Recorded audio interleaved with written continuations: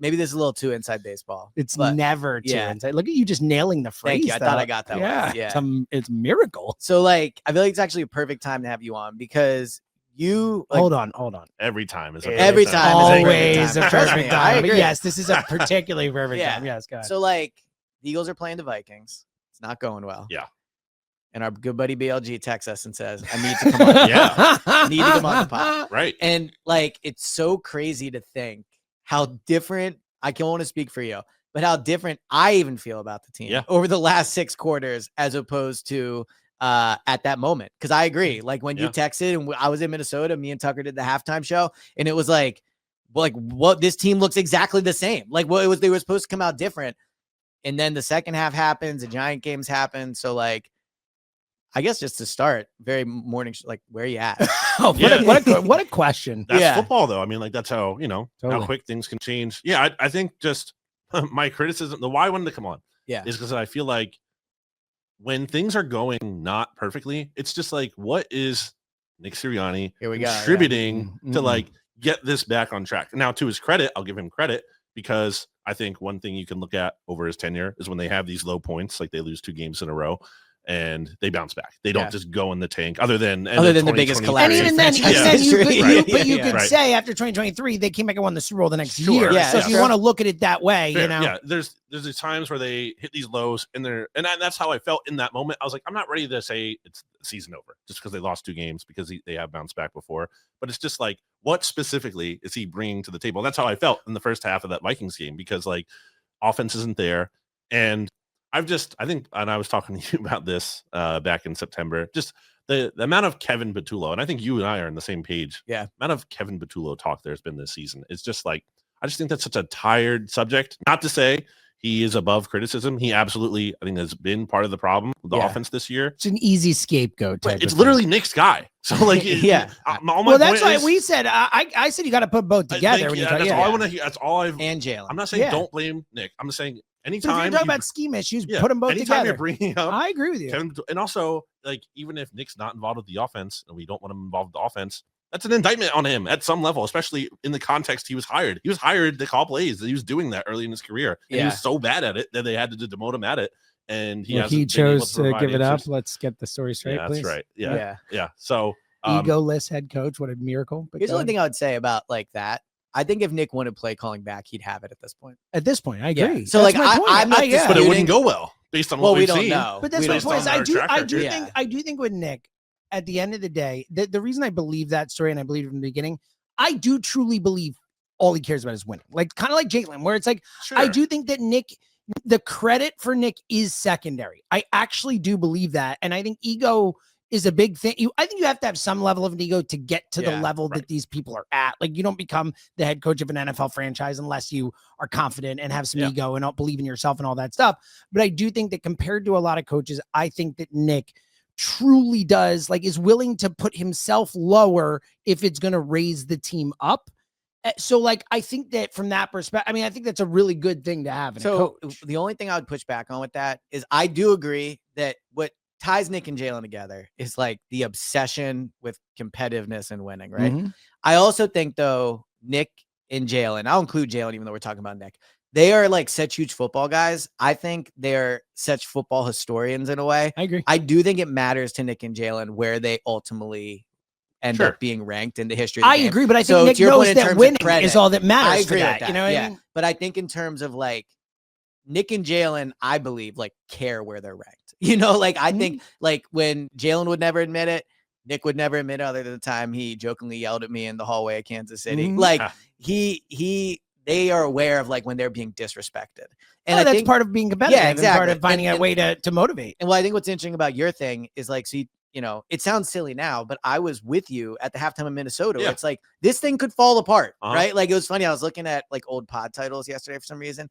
And the pod title we did after the Giants loss was "Things Are Falling Apart Again," right? And so it's easy now to sit here and we'll talk in a minute how we feel about the team. But you're right in terms of when it's not going well, there is a sense of hopelessness with this team that I think to a certain degree pokes a little bit at our true confidence in Nick and Jalen. Mm-hmm. But they always turn it around. And I think to your point about what does Nick offer, for as emotional as he is, I do think he is somewhat of a steady hand. And I also think he is one of the best head coaches, certainly I've ever covered. I can't speak to their teams as well because I don't follow it, but he is very good in season at fixing things. And so whenever it feels like it's reached that low point, and where I'm with you, where like, you know, we'll be texting or like whatever, and it's like, man, this thing is like not good, right? It seems to always turn around. And I think there is a skill in that. Yeah, I think there's absolutely a resiliency there that he does get credit for. Again, at my most dissatisfied, it was just with how inept this offense can be. Yeah. Where they just go through entire stretches of games where not only like they're not scoring, they literally cannot like gain yardage. Yeah. Like they have like in the Vikings game, it was, I forget, something they -2 passing yards in a half of the just game. Like, it's like, how is that happening with all the talent you have? And it just feels like sometimes that it's like, and even the success in the Vikings game, I think a lot of that, you know, felt like that's not like scheme as much as it was. And there's some schematic stuff a little bit, but more so, it was about the players just playing. And ultimately, at the end of the day, players get the most credit. Yeah. So that's a big part of it. But then they should also get the most blame. Sure. Well, yes. But when it's continuing to happen and the coaches, you know, you're not seeing the coaches provide help at some level, then I think that was the issue. Yeah. Now, to their credit, encouraging to see in the Giants game, it felt like coaching was part of it too. Big schematics were part of the equation there. And it's not just like, oh, the good players are making good plays. Yeah. So that was encouraging to see. That's what I wanted to see more of. I don't regret being frustrated with how I felt. I was like, no, this is exactly why I was frustrated, because this is what it could look like when you're actually getting help from the. But I also think like remembering how fresh we all felt is important because it highlights how much of a turnaround they have had. You know, and so like the other thing I'll say too about the schematics of it all with like the players, and I'm slowly forgetting my thought as I say it. God. Oh, that always happens. I know. It's the worst. Well, go ahead. I'll go and you can jump back in. I do think too, though, that, and we do this a lot with it, and it's why, you know, I've been a big leader men coach guy or whatever. I think for a long time, we focus too much on the schematics with coaching and not everything else that a coach does. And I think that when you talk about whether it's motivation, whether it's getting guys to believe in what you're doing and to follow and to practice hard and to, you know, they're coming to Nick and being like, let's hit, let's all, like, I think that he creates, I believe in culture. Like, I believe culture, you know, I've said this, I believe culture matters anywhere you work, whether it's a football team or a radio station or an accounting office or whatever. If it's a happy place to work, if people are in a good mood, if you like the people you work with, you're going to be better at your job. A rising tide raises all ships in this department, in my opinion. And I do think that Nick is a real, like, I think he has proven to be a pretty great culture guy. And I do think that is, it matters. And I think it gets underrated. Can I say my point quickly? Sorry, before I forget it again. And then you can respond to that. Like, I do think I personally probably underestimated how hard the adjustment, which is crazy because I talked a lot about the difficulty of repeating. But I do think that, like, when we talk about Brian Johnson in 2023 and Kevin Patula in 2025, they had tasks that Steichen and Kellen Moore did not, in the way that the teams were coming off of Super Bowls. I know they lost in 22, but they were coming off of a Super Bowl. And I do think, like, now that we're in week 9, which is crazy, like, it's crazy. It obviously took some time for them to adjust to what defenses were doing. Kevin Patullo has never called plays in his life. Like, of course, like, that was the whole thing I said at the beginning when I was like, I don't think it looks great, but I didn't expect this guy to just hop in and be like, you know, boom, boom, boom. Like, you learn. It's a rhythm. Anything is reps. In everything in life. Like, so I just thought this guy needed more time to really understand if he is good at it or not. On the culture point, culture's been a little weird this year, though. That's it part has, of the thing. well, the especially AJ Jalen thing we'll is, and we've given Nick, we've said, hey, at the end of the day, I know friendships are weird and relationships are tough, but at the end of the day, like, Nick, if you're a culture coach, you have to be able to get this out. We've said that many times. It is a massive failure if the Eagles like have to trade AJ Brown because like the culture part can't work so out. I don't know that that's necessarily on Nick. Totally, I mean, if AJ is who he, like, if it's all AJ's fault, like, I don't know that there's anyone that could get through to him if it goes that way. I just think if you're the culture guy, like, you have to get that. Like, you have to get that right. He's the best wide receiver in the NFL. No, like, he can be. I mean, like, he at his best, yes, he is. I think he's one. I think Jamar Chase is better. Justin Jefferson's better. Is he having the best? I think Puka's better season in the NFL at wide receiver. No, obviously not. But I think at his peak, he's at least in that. Yeah, he's like a top 5 guy. And if you mess that up at some level, like, okay, maybe it's just If it's like T.O., obviously, then there's only so much you can do at some point. I think I don't think that's where we're at. But this is a pattern. I mean, AJ Brown was complaining when they were winning 38-7 against the Giants in a playoff game. It's just been year after year after year after year of AJ Brown stuff. This is the easy part. The hard part is getting that player. Yeah, I don't know. It's very hard to get. I just think it's unfair, especially if him and Jalen have issues and there's friendship and there's history and there's stuff. Like, I don't think it's fair to say that it's all on Nick Sirianni. It's like not all on him, but it is definitely a big part of it. I agree, but I also think that there are certain situations with certain players where the answer is to get rid of that player, no matter how good they are. I mean, look, the Boston Red Sox traded Nomar Garciaparra and went on to win the World Series that year, and everyone was like, "What the hell did they trade for a defensive shortstop?" Orlando Cabrera, and then the people Nationals were like, let Bryce yeah, people are like, this is the craziest move ever. And they went on to win the World Series. Like, it didn't, Seattle got rid of an entire set. And I think it was a mistake, but they got rid of an entire secondary for Russell Wilson. Like, we've seen stuff happen where teams say, I know that this guy is talented, but for the good of the 52 other guys, we have to get rid of him. And I'm not saying that's this situation, but I think that there are situations where even a coach or a manager who is great can't save a particular person in a situation. Yeah, that's an extreme case. What you're saying, where that would be the case. Exactly. And I think if they trade AJ Brown, I think that's the case. Like, I think they'd have to be forced to trade AJ Brown, in terms of what they want to do. So, all right, let me hop in and see what you guys fall on this, because you're obviously on different sides, right? Like, all right. So first of all, we know Nick and AJ have a great relationship, right? Like, they FaceTime all the time. And all that. Yeah, we don't know anything. No, but like, we're not in the discussions. Correct. Yes, I don't know the levels of their friendship. We know what we're told is the point. Yes. Well, they FaceTime every Monday. I think that's noteworthy. But I think Nick FaceTimes with a lot of players. Whatever. I don't think Nick's FaceTiming with multiple players. All I'm saying is we don't know the relationship. But yes, we know what we're told. But we know. Correct. That's all I'm saying is we don't know that. Okay, how about this? Like, the perception I get is that they are very close, right? That's just Nick. AJ always defends Nick. Nick always defends Jalen or AJ. Except that time in Seattle when he let him take the heat for 2 weeks. So, but we disagree on that. Like, I think that was more Jalen than it was. But AJ was the one that ultimately came out and ended it 2 weeks later. Correct. But he still at least did it. Jalen never came out and defended. But like, regardless where I'm at with the Nick in terms of his culpability, if they do trade AJ, like, I think he's gotten the most out of AJ. I agree with you philosophically that if they have to trade AJ, then like, there are things that probably everybody could have done better. It's not just on him, but that's he's part of it. But like, how many times have the Eagles dealt with something like this? Like, where a player, in theory, and I know we're taking leaps and where a player wants to be traded, and it becomes like, when's the last time a player demanded a trade from the Eagles? I mean, T.O. was the last situation like this. Yeah. Hurts. Yeah, that's a good one. Actually, you're right. Hurts. Yeah. So like, I think they deserve to a certain degree the benefit of that. Like, if AJ is traded, we will do a pod and we'll talk about it. But like, when you are winning 80% of your games and you've been to 2 Super Bowls in 2 years, I'm not saying that's the ultimate trump card, but I have shifted a little bit. Maybe this is the next level of the conversation. Like, Sunday for me felt a shift for me personally. I was team AJ before Sunday. Hold on. Let me explain why, right? I get it's one game, but I think there is an element now to me of like, before I thought the team needed to, I thought AJ was correct, right? Like, he should be getting the ball more. The passing game is not good enough. Like, and I still think there is truth to that. Yeah. I also think, though, what Sunday showed me personally was like, this train is moving. And like, if I was Jeffrey and Howie and Nick, if it's to this point, I would sit down with AJ and go, AJ, we want you on the team. We like you. We FaceTime all the time. Like, but you got to decide, because if we keep you past this trade deadline, no more posts. No, like, we need you on board, right?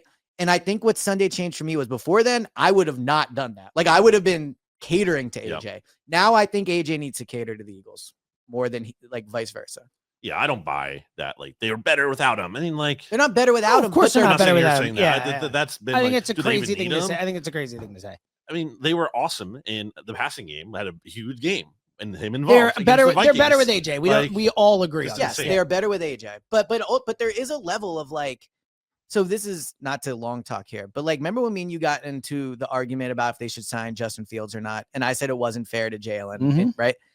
I also think there's a point of like, however, and me and you are like similar feelings about Jalen to an extent. I guess I should check in and see how you feel like now. But like, if AJ doesn't like Jalen, like, I don't know, man. Like, at a certain point, like, you got to do what's right for Jalen. You think it says more about AJ at that point than it well, does? And also, no, I don't think it's either about any of them. More the point is that you're going to choose Jalen, yes. is what he's saying. And I do think that what it says about, I will say, if we go back to last year and what Brandon Graham said, like, BG, like, really said, like, made it very clear. He's like, Jalen's trying here. Like, Jalen is doing everything he can to extend an olive branch and make it. And even this year, like, we have, like, none of this stuff has come from Jalen. All we've heard from Jalen are positive things about. He doesn't take any public stuff. Correct. All he, like, so, like, at a certain point, and I think AJ has lost a lot of, like, grace with the fan base over the last few weeks. I think at first, I think a lot of people where Elliot was, where it's like, I was hard. Right. Throw AJ. And I think as he keeps doing it, especially after the Minnesota game with the 2 touchdowns and 121 or whatever, and to do it then, I think a lot of people are like, you know what? Shut up, dude. Like, I'm tired of this. Like, I think people need to get off social media. I think that's well, I mean, AJ too. You know how long I've been saying that, buddy. I don't know what I look at that post, and I honestly, my reaction is I don't know what this means. I agree. But Brandon, I agree. But the point is that this season with him doing it the whole thing, but he knows that when he puts a post out that it's going to be interpreted some way or another, and whether right or wrong, it's what it is. When you put out something like using me but not using me, you know that is going to cause an issue. Do you think that happens with, let's say, like, it's not the best example now because not doing so hot, like, but Bill Belichick in his prime on the Patriots? Is AJ doing that? You know what I mean? Like, at some level, head coach has to, like, rein him in, big dog. I don't disagree with that. Like, I've said this isn't going to fly. Yeah. Like, I think they need to sit him down. I think that's part of where Nick needs to, like, rein it in a little bit. And I think part of it is that, like, the players love him, and he's obviously, like, I think a good guy, at least how the players perceive that's him. what I always say to Elliot. He's always like, he's a good teammate. I don't know that he's a good teammate. I think you got to be like a little more tough love sometimes, a little more authority. And I don't know that he always has that. You can see the same thing with the Jalen Carter stuff. You know, I don't love that. You know, like a little soft. A little like. But I don't know what he's supposed to do.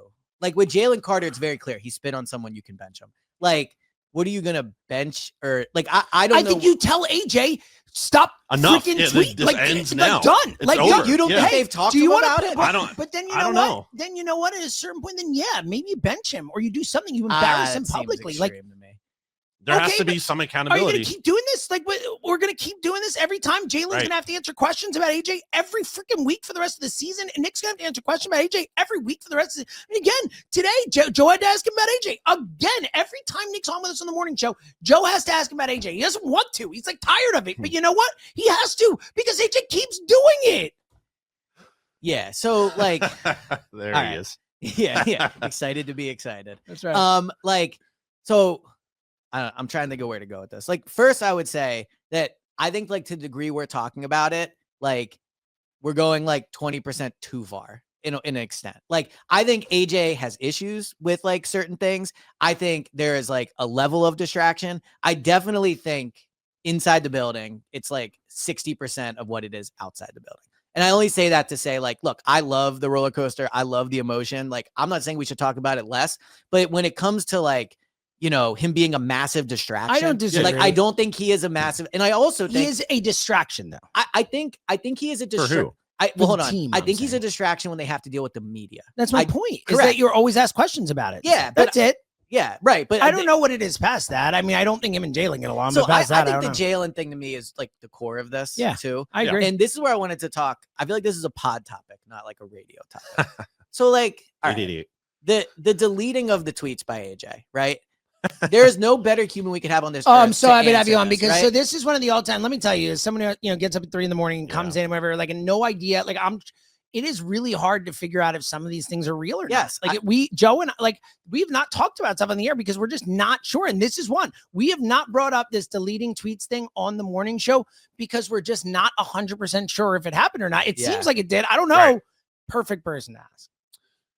There's a lot of like stuff like that does bother me. Like we were talking about that with the AJ clip from the well, he clearly didn't say that where he's mic'd up and people do that all the time. Yes. It's just like, oh, you said this. Yeah. I'm like, totally. No, he didn't. I'm watching. So with you. I'm so with you. Because people don't have the volume on, they just see that tweet and like, oh, he must have said it. And people want to believe it. Yes. I mean, people just ascribe to whatever they want. Yeah. 100%. And then Twitter goes off and then it becomes real. Like we'll get callers saying he said this and it's like societal problem. Yeah, I agree. Yeah, misinformation. But What are we even talking about? So first of all, do you believe that he was deleting tweets? Well, let me summarize it for people for the Jalen, because this is like a deep cut online. Yeah, this is we're going deep. Yeah, this is like terminally online. So on Sunday morning, it started to be revealed by like some Eagles accounts that AJ was deleting tweets where he complimented Jalen. So apparently the way it was found out was people were quote tweeting the old tweets. People were quote tweeting old tweets where AJ said nice things about Jalen. And then those tweets were deleted. Is what is claimed to have been happening. Alleged.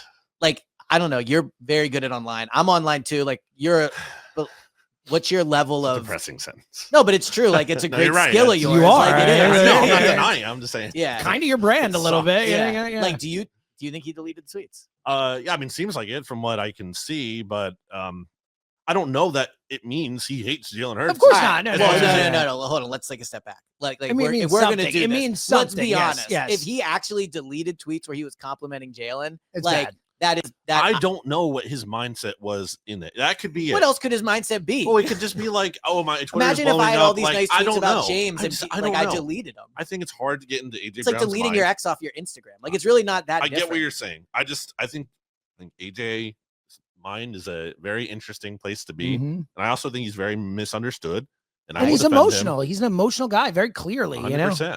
And he's so look, I'm emotional. You guys know that. I'm 27. No, 27. Yeah, I'm emotional. So here's I'm 44. Right? Yeah. Like, there is truth to that. There's absolute truth to that. But like, let's also like hold him a little responsible for his actions. If he's deleting tweets complimenting Jalen, there's not many ways to interpret that. I agree with that. You know what I mean? Especially again when he knows that everything he does on social media is under a microscope. If he was deleting those tweets, then he should not be shocked that it's a story. Of course. I think he's lucky it's not a bigger story. Honestly, it's only because people don't know. I think if people knew for sure it was real, it would be a bigger story. I think it's some of the framing I saw, maybe I don't know if this is fair or not, was just like that. He was just like, he randomly just woke up and was like, you know what I'm going to do? I'm just going to delete all my old tweets about Jalen Hurts. That wasn't the case, at least from what I can tell. Like, I don't think he was like literally just like, let me comb through. He saw they were getting traction. Yeah, he saw some old tweets are getting traction, and maybe he was just like, I don't want this out there. I don't know why, but it's definitely weird. It's just, it's all very weird. Yeah. So do you think, like, do you think they're going to trade him? They shouldn't. So therefore, move past that. Therefore, I can't allow myself to say they will, because like it would make no sense. Also, especially if it's for draft picks, what does that do for you this year? That's not, you're not, and I'm not taking like the whatever morale boost you think it would get. I agree. Like, that's not worth it to me. So I think if they trade AJ at the deadline, like they got to be positive. The locker room. What it tells me, if they trade AJ at the deadline, it is that they believed that it was so bad that they could not go the rest of the season with this guy. I actually think they would put up with it if it's bad. I think if they trade him, it'll be because AJ makes it crystal clear. That's my point. They can't, Jalen, the team, whatever, can't live with this situation anymore. But I think they only trade him if AJ asks out. That's what I'm trying to say. I think there is zero chance they trade him. I think AJ like has to say, I'll freaking sit or something. Like he has to like force his way out. Yeah. What's the least you would take for him?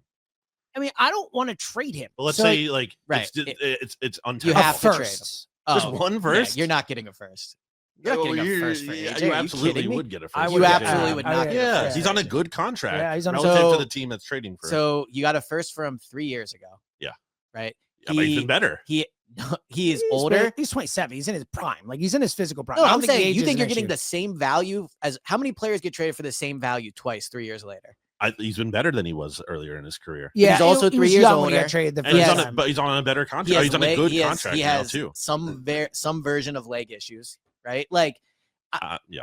Dude, I honestly, maybe I'm underestimating this. I think you would get like a 3 that could be. No way. No. That's crazy. I think you're getting at least a 2. So think about the teams that would have to. Now they might not trade him for that. And also, you have to consider too, the trade deadline is like a heightened market. You know, relative to the offseason. Like people are like, oh, we're one piece away. We're desperate. Teams are willing to give up more than ever. Probably but think about this. The team that's acquiring AJ is a small group of teams. It's teams that can compete this year and teams that need a receiver, and it's teams that that AJ wants to go to. Right. So like he'll have some say on where he lands. Now, let me throw some hypothetical trades by you because I've been thinking about it. Would you trade him straight up for Trayvon Walker, the edge rusher from the Jags? No. I don't know how good he's been, so I don't know. So he's very good the past 2 years. I haven't followed him as closely this year. No. Premier edge rusher, 10.5 sacks each of the last 2 years. No. All right. Would you trade him? I wouldn't trade him for like this is what I would trade him for, like 3 firsts and a player. That's what it would take for me. Absurd. I know, but like that's what it would take for me. All right. So he's not trading him. So I'm guessing you're not going to like the like I don't think Jalen Waddle and a 2 take. No, I don't think there's because I don't think anything is worth that. Like, it would be funny to send AJ to Miami like though. that. Go play with Tua. I don't even think they would want him. Like in the way that like sense. what's the point, right? Yeah. Wow, you value AJ as a trade piece way more. He's really good. He's impossible to stop at his peak. He is.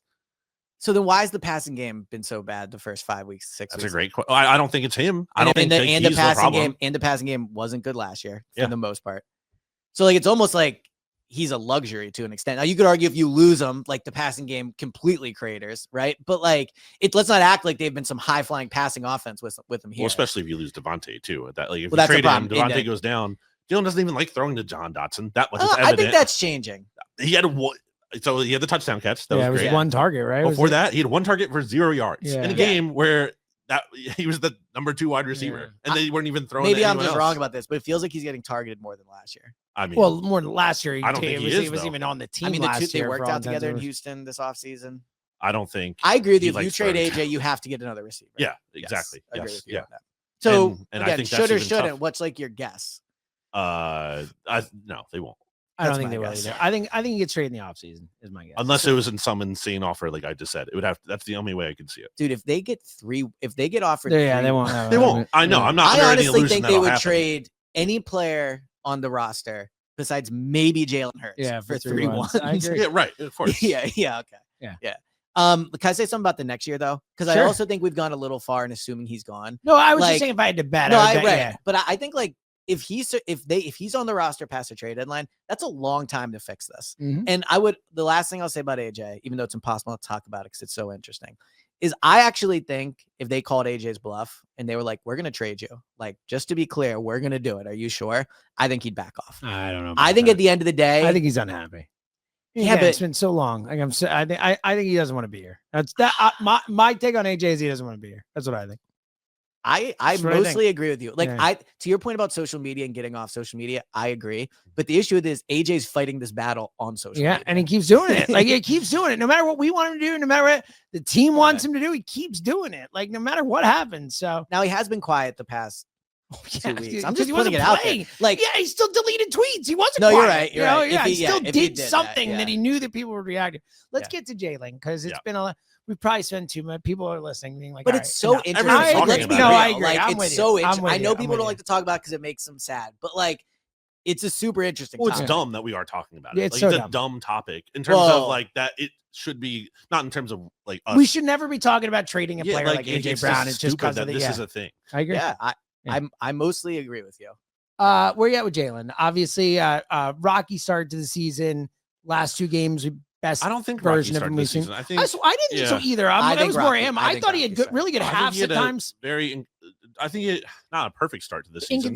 Inconsistent. I agree with that. I think it's much better. Like I can't say rocky in terms of it's not bad because I think you would agree with me at the time of the Bucks game, first half. It's like one of the first. Agreed. Totally. Yeah. I thought he was great the first half against Dallas. I thought he was great in one of the 2 halves against the Rams. Was it second half? I would say I think he's had halves that have been great. Yeah, inconsistent. So we actually disagreed about the Dallas thing. You and I totally disagree. I thought he was good in the Dallas game. So I thought in the Dallas game he was very good as like a create something and running thing. Yeah. I didn't think the offense. Correct, but I think that's no. I'm crediting. Credit. No, I agree. Crediting him. The only point I was making carrying the offense. It's not like I left that game being like the passing game with Jalen. Yes, that was my only diss. I agree with your point that like they won that game because of Jalen Hurts. Yes. I just think it was more like look at him running all around, which is great, but it's not like reason to believe. Well, it is wild how little he's run since. Yeah. You know, I mean, both designed and obviously choosing to run on the fly, but Deniz Seldman keeps tweeting this out, and I think it's super interesting. If you look at like the top, I think it's 6 or 7 games with